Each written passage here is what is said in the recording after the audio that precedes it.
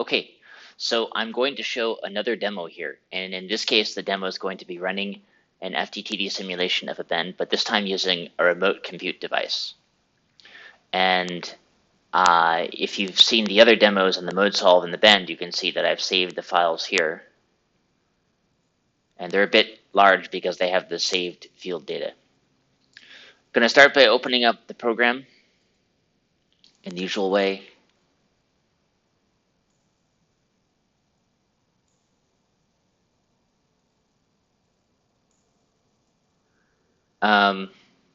Okay, let's go and open. Well, we're going to need the materials. Then we're going to need the bend. We're going to want the mode solve as well. We need the mode solve open because this object here, which has the field data, is referenced by the mode launch and mode measure. And I showed that in another demo. Finally, I had set up this remote. Let's create this from scratch because I was going to. Okay, so we assume we have these files. I showed how to run it locally, but what I didn't show is how do I connect to a remote machine, and in this case it's going to be a Linux machine running Ubuntu with a CUDA device.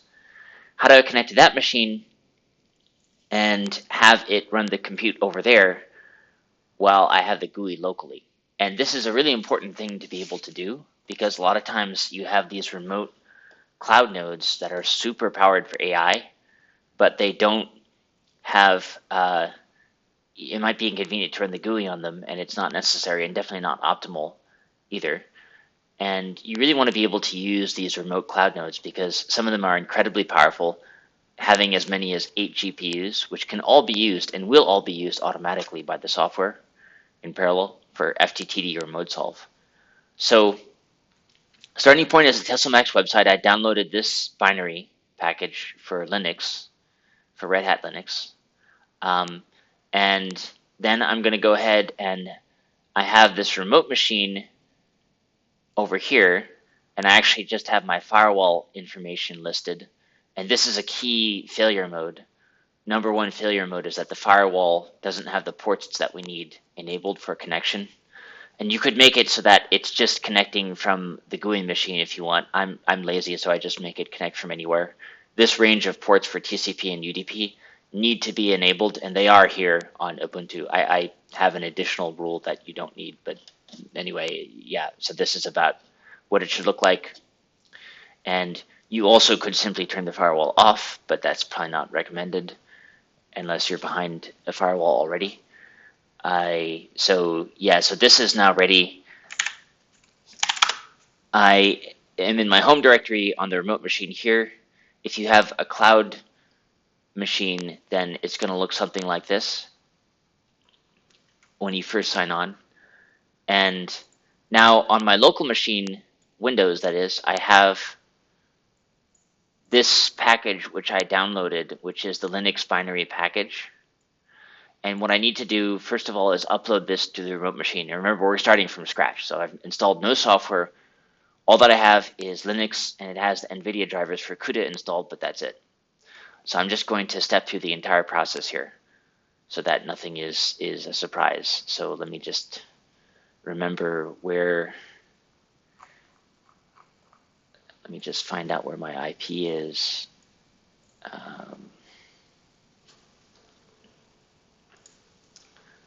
Yeah, where are we here? Oh, right, there we are. Okay.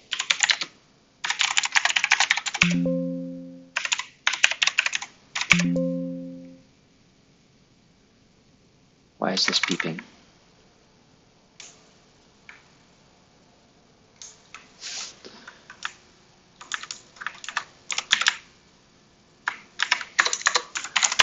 Did I mistype that?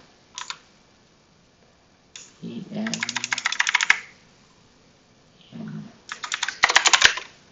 Okay.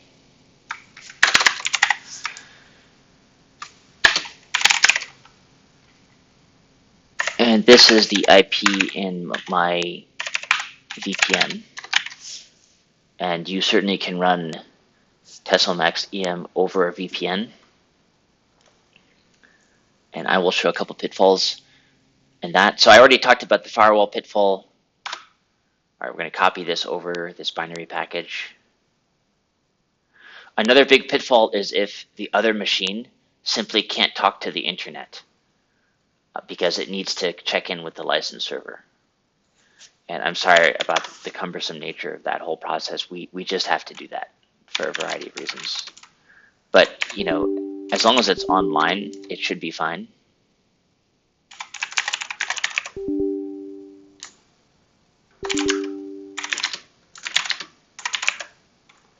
Okay. So I'm going to untar this tarball. Again, this is running cluster2 bunny is the remote machine. Now I happen to have a CUDA on this local Windows machine, but we're not going to use it. We're just going to use this remote CUDA device. And I think the first thing to do when you install is to do a binary test. Let's just make sure the thing runs and detects a CUDA device, and it does. So that's good. If you don't see that about CUDA device 0 passing self-test, or in the case of a cloud machine with 8 CUDA devices, you should see 8 such messages. CUDA device 1, 2, 3, 4, 0, 1, 2, 3, 4, etc. If you don't see that, something has gone wrong. So then what you want to do is start this server that I call the Tesselmax utility server. And we're going to need to type in the hub node. And in this case, it's simply the IP that it's running on. That doesn't always need to be the case. If you're trying to set up a cluster of machines, then you could connect to the head node on a cluster with the same command on each secondary machine. But for FTTD, actually, you would rarely want to do this because it doesn't really scale if you're using GPUs over a network, at least not in my experiences. The actual Tesselmax EM FTTD will scale over networks, but not effectively. Only if you're using CPU is it worth doing that. If you're using GPU, it's worse than useless. It'll just slow down. So just connect to one if you're doing. Now, ModeSolve actually would scale over multiple nodes, I suppose. So that's one thing. But I've used password key authentication. You also can use a cryptographic file, but I think the password is easiest. Just don't select the password like this. This is not very secure. So I'm going to start it, and hopefully we'll see that it binds and it's running, and that's great. It is. Okay. So now we can go ahead and connect to it from the GUI. So let's do that. We're going to create a new project. We're going to call it cluster. What happened here?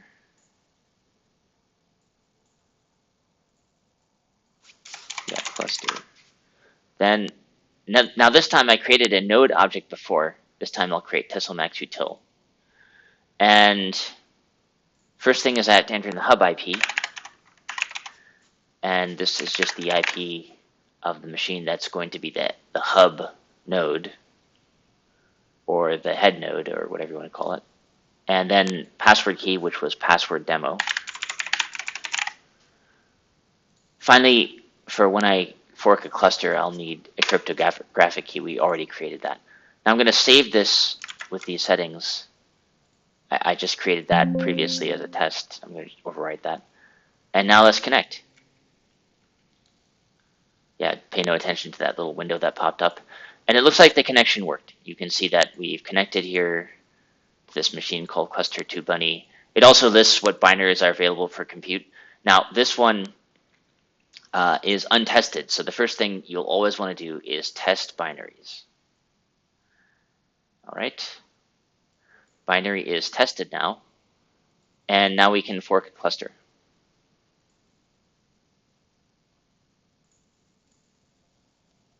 And connect.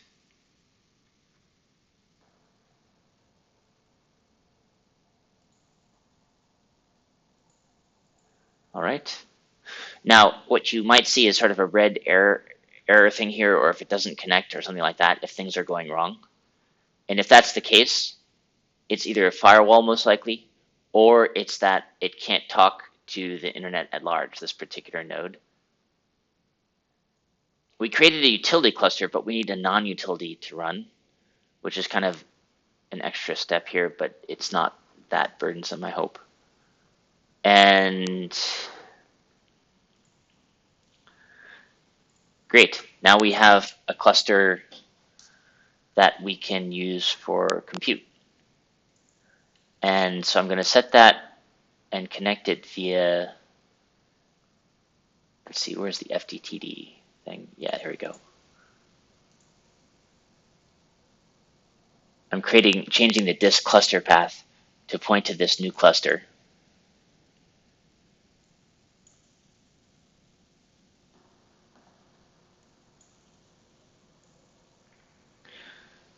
And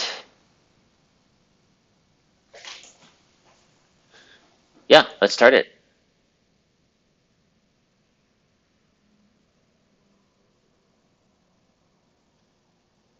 It now should be ready to run on the remote node. We will start the time step. Let's see, it should be, the rendering should be saved from the previous demo. Yeah, we're looking at HY. Okay, 120 gigaflops, not bad, not bad. For a larger domain, probably closer to 200 to 300 should be achievable with a GPU like this.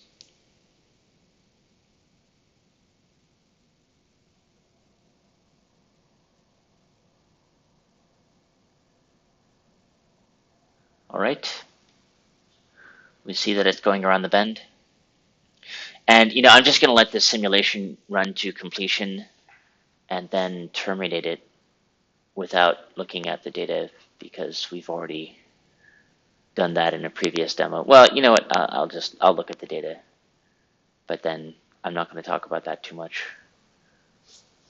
In the previous demo where I ran it locally, I analyzed the data and stuff.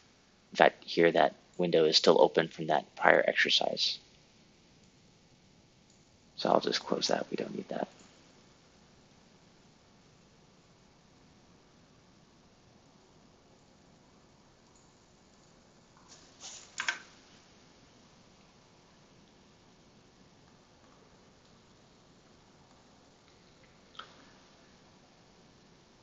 Okay. Pulse is halfway there. What should we talk about while this runs? Oh yeah, so usually if you're behind a VPN, everything is detected properly, but occasionally what I've seen is sometimes because of the VPN it gets confused and uses the wrong IP address here. So that's one thing to look out for. If this is not matching the IP that appears in your VPN, but some other IP, you'll want to manually edit that here. However, usually it'll be fine.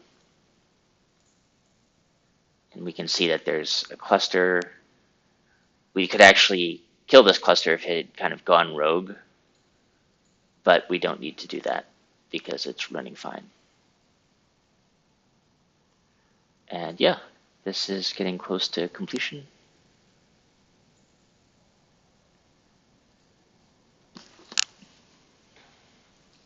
Now, as it happens, this remote machine is just about 10 feet from me on my local area network, but it could be anywhere. It could be somewhere in the cloud would be the typical usage.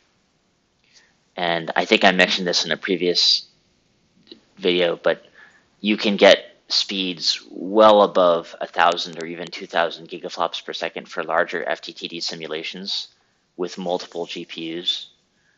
And the procedure is exactly the same as what you saw here. The one difference might be with a cloud provider, sometimes you'll want to specify the firewall with their web interface. In fact, I think you probably have to. Whereas here I just did it with the local firewall commands. And we're just about done. I think I specified 300 femtoseconds. We're at 270 femtoseconds. And I'll just wait for this thing to finish. But the pulse has already gone through the measurement surface, the second one. So we actually should be just about done.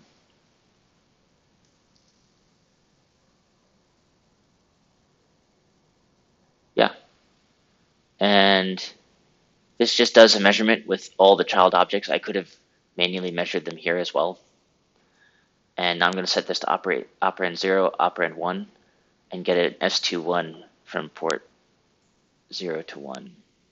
So we'll select CF, which is the forward propagating mode.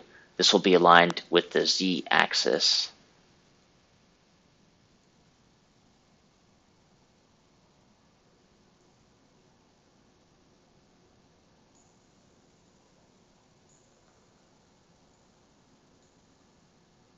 And plot S21. Here we are.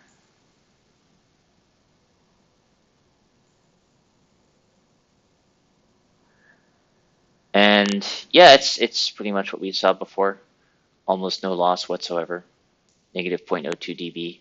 Not clear if this is simulation noise or it's real. I kind of think it's real because it's 0.02 dB isn't that small, and it's kind of consistent across the different frequencies. If it were noise, I'd expect it to be sometimes negative loss or like gain. Um, but it's hard to say. It's such a small number. It's not really, like I was saying in a previous discussion, better to extrapolate from larger values.